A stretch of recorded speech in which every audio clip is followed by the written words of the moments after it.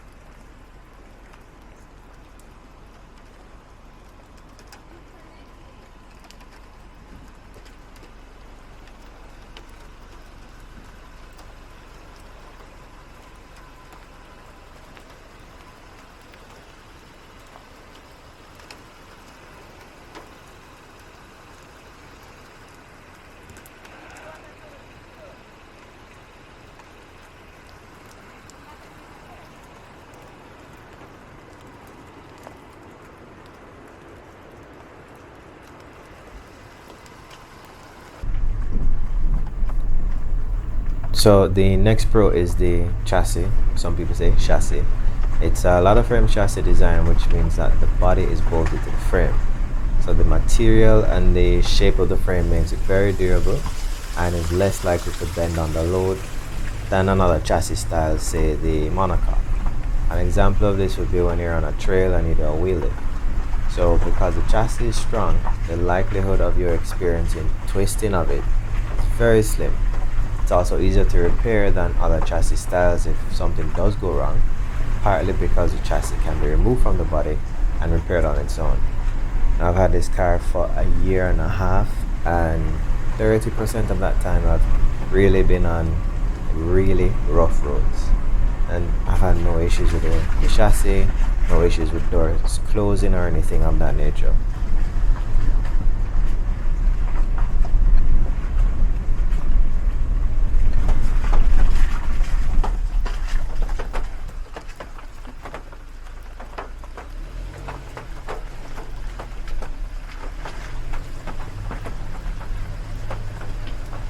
Alright, so the next pro is visibility. Because of its boxy shape, large windows and small pillars, visibility is actually excellent. And Suzuki has kind of like a little drop in the door frame that allows you to see how close you are to the edge of a trail or how close you are to an obstacle. And you could push your head out the window, but it's a nice touch.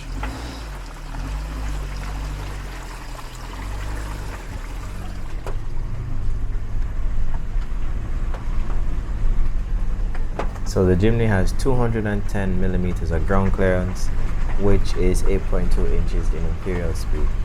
The approach angle is 37 degrees, the breakover angle is 28 degrees, and the departure angle is 49 degrees.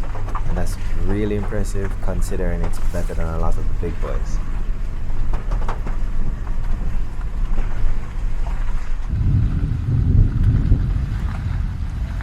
Alright, so the last main pro would be the size. The Jimny is 3,480 millimeters long, 1,645 millimeters wide, and 1,720 millimeters high. What does this mean? Well, it's 145 millimeters shorter from bumper to bumper, 45 millimeters wider, and 50 millimeters taller than the model replaced in 2019. This means that it's ideal for small parking spaces in the city, and more importantly, what it was built for, rural roads, trails, and turning in tight spots on trails.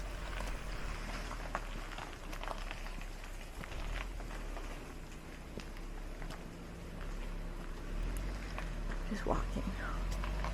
No, where is he?